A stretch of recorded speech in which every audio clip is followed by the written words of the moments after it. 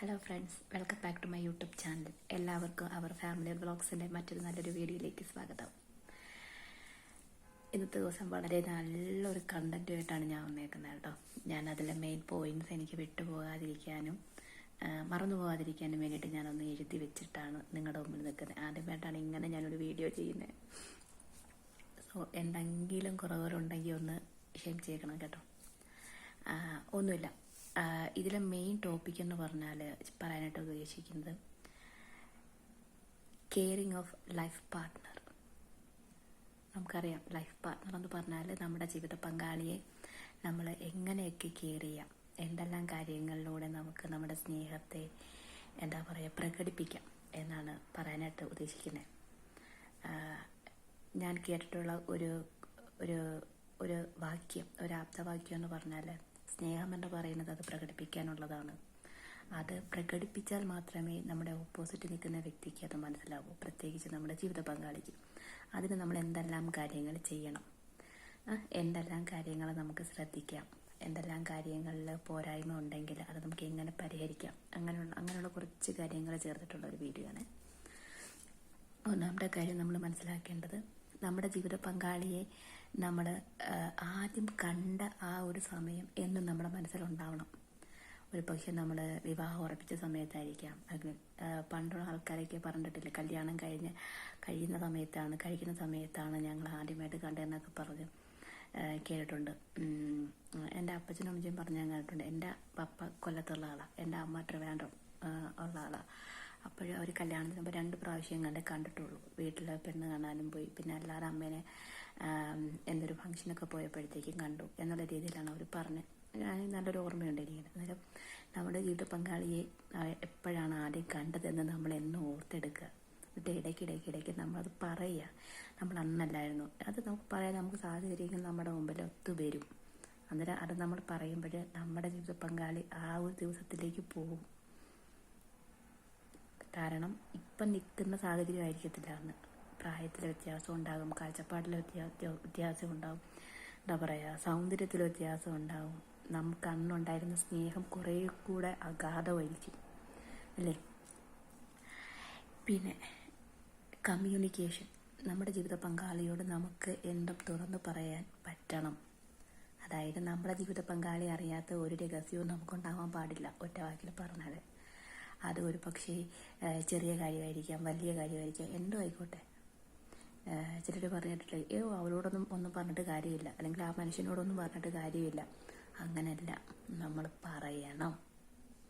Okay, നമ്മൾ സംസാരിക്കണം. നമുക്കത് അങ്ങോട്ടും ഇങ്ങോട്ടും നമ്മുടെ കാര്യങ്ങൾ അങ്ങോട്ടും ഇങ്ങോട്ടും പങ്കുവെക്കണം. എങ്കിൽ മാത്രമേ നമ്മുടെ ഇഷ്ടങ്ങളും അനിഷ്ടങ്ങളും അങ്ങനെ ചെയ്യണ്ടായിരുന്നു, അല്ലെങ്കിൽ അത് കൊള്ളാം, അപ്രീസിയേറ്റ് ചെയ്യുക. നമ്മുടെ ജീവിത പങ്കാളി ചെയ്യുന്ന കാര്യങ്ങൾ നല്ലതാണെങ്കിൽ ജീവിത പങ്കാളിയെ ഒന്ന് നല്ലതാണ് എന്ന് പറഞ്ഞൊന്ന് ചേർത്ത് പിടിക്കുക. ഒന്ന് കമ്മ്യൂണിക്കേറ്റ് ചെയ്യുക. 2, നമ്മുടെ ജീവിത പങ്കാളിക്ക് ഉണ്ടാകുന്ന നേട്ടങ്ങളിൽ അഭിമാനിക്കുക. ചേർത്ത് നിർത്തി പറയുക, really I proud of my husband. എന്താണോ വിളിക്കുന്നത് അത് പറയാം. ഇന്ന് എൻ്റെ ജീവിതത്തിൽ വളരെ വളരെ ആത്മാഭിമാനം, വളരെയേറെ സന്തോഷമുള്ളൊരു ദിവസമായി. ഇന്ന് എൻ്റെ ഹസ്ബൻഡിന് ഹെവി ലൈസൻസിൽ ലേണേഴ്സ് കിട്ടി. എന്നിട്ട് എന്നോട് ചോദിച്ചു, എന്താണ് നീ എനിക്ക് എന്ത് ട്രീറ്റാണ് തരുന്നതെന്ന് ചോദിച്ചു. ഞാൻ പറഞ്ഞു, കാശ് കൊടുത്ത് എന്ത് മേടിച്ച് തന്നാലും എന്ത് ചെയ്താലും ഒന്നിനും പകരമാകത്തില്ല. അന്നേരം ഞാൻ മുന്നേ അത് കെട്ടിപ്പിടിച്ച് ഞാൻ ഒരു ഉമ്മ രൂപ എന്ന് പറഞ്ഞു. ഇതെനിക്കറിയാം, ഈ ഒരു പബ്ലിക് പ്ലാറ്റ്ഫോമാണ്, അറിഞ്ഞുകൊണ്ട് തന്നെയാണ് പറയുന്നത്. ഓക്കെ, നമ്മുടെ സ്നേഹം പ്രകടിപ്പിക്കാനുള്ളതാണ്.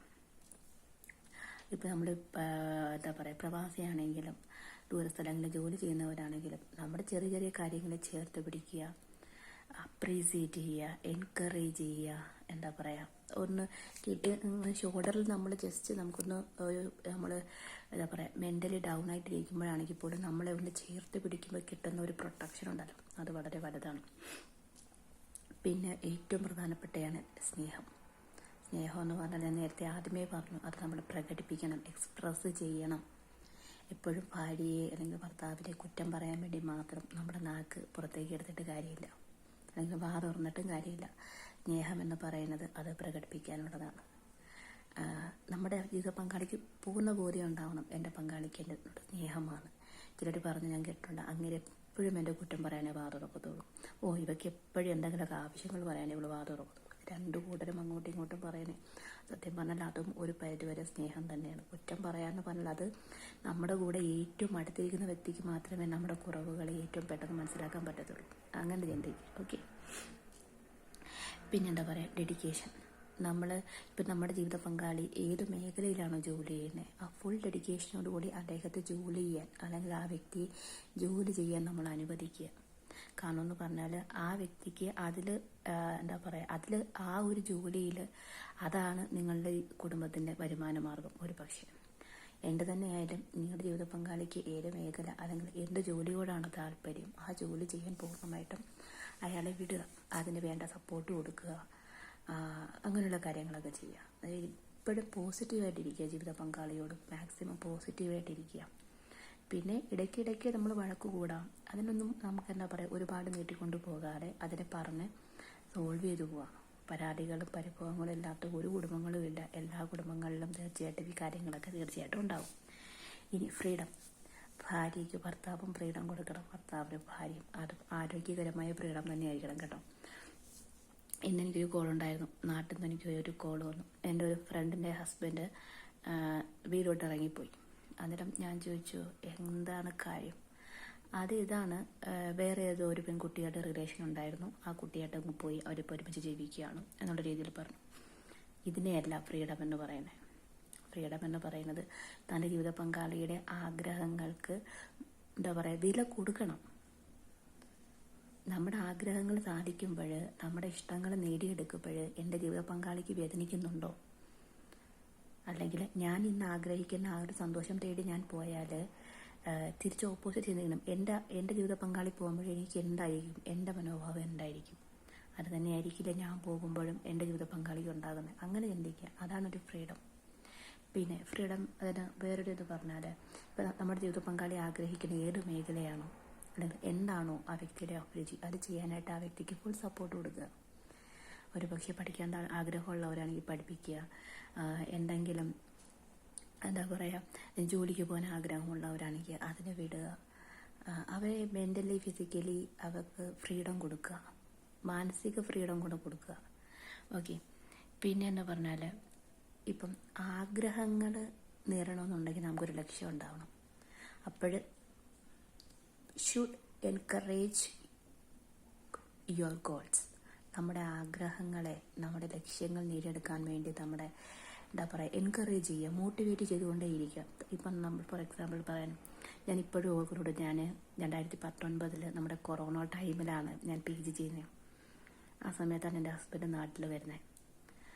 അപ്പോൾ നമുക്ക് അന്നേരം ഓൺലൈനായി. അന്നേരം നമുക്ക് സാറ്റർഡേ സൺഡേ ടൈം വെക്കും. അന്നേരം നമ്മൾ ഓൺലൈനിൽ കയറണം. ആ ഒരു 1.5 വർഷത്തോളം ഓൺലൈൻ കോച്ചിങ് ആയിരുന്നു. ഞാൻ ഇപ്പോഴും ഓർക്കുന്നുണ്ട്. ഇങ്ങനെ അസൈൻമെൻറ്റും കാര്യങ്ങളൊക്കെ പ്രോജക്റ്റൊക്കെ ഒരുപാടുണ്ടായിരുന്നു ചെയ്യാനൊക്കെ ആയിട്ട്. എൻ്റെ ഹസ്ബൻഡ് എന്നെ മാക്സിമം സപ്പോർട്ട് ചെയ്തു. മാക്സിമം സപ്പോർട്ട് ചെയ്തു. എനിക്കിത് പറയുന്നതിന് യാതൊരു മടിയില്ല. എൻ്റെ അടുക്കള ജോലിയിലാണെങ്കിലും എൻ്റെ കുഞ്ഞുങ്ങളെ ആണെങ്കിലും എൻ്റെ അസൈൻമെൻറ്റ് പേപ്പറിൻ്റെ 4 സൈഡും എത്ര പേപ്പർ എഴുതി തീർന്നെന്നും എനിക്ക് വ്യക്തമല്ല. എനിക്ക് ഇരുന്ന് പറയിട്ട് തരും. അതിൽ കളർ ചെയ്യും, കുറച്ചും കൂടെ മോഡിഫൈ ചെയ്ത് തരും. ആ ഫുൾ ക്രെഡിറ്റും ഞാൻ കൊടുക്കുന്നത് എൻ്റെ ഹസ്ബൻഡിനാണ്. എനിക്ക് ഫസ്റ്റ് ക്ലാസ് കിട്ടിയപ്പോഴും ഞാനത് ഫുള്ളും കൊടുത്ത് എൻ്റെ ഹസ്ബൻഡ്. കാരണം അദ്ദേഹത്തിൻ്റെ കഷ്ടപ്പാടാണ് എനിക്ക് ആ കിട്ടിയ നേട്ടം. അതേ കണക്ക് ജീവിത പങ്കാളികൾക്ക് അവരുടെ ആഗ്രഹങ്ങളെ നേടിയെടുത്ത് കൊടുക്കുക. അവർക്ക് നേടാനായിട്ട് അവരെ പ്രാപ്തരാക്കുക. അവരുടെ ആഗ്രഹങ്ങൾക്ക് ചിറകുകൾ മുളയ്ക്കാനുള്ള കാര്യങ്ങൾ ചെയ്തു കൊടുക്കുക. പിന്നെ